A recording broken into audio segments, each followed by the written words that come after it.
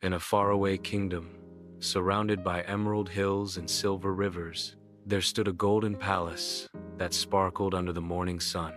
Inside that palace lived Princess Alina, the only daughter of King Harun and Queen Lila. Princess Alina was gentle and kind-hearted, but unlike other children, she often felt lonely. Though she had beautiful dresses, toys made of ivory, and gardens filled with roses, she longed for something greater, a true friend.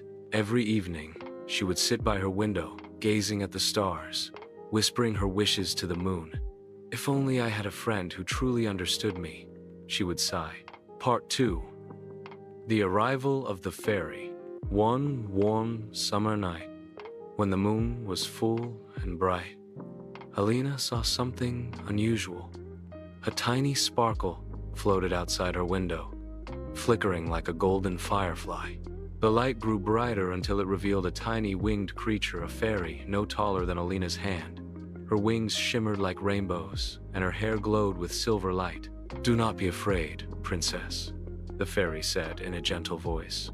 "My name is Luma, the fairy of Everlight.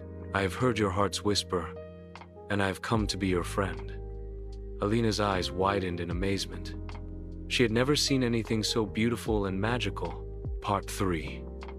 The First Adventure.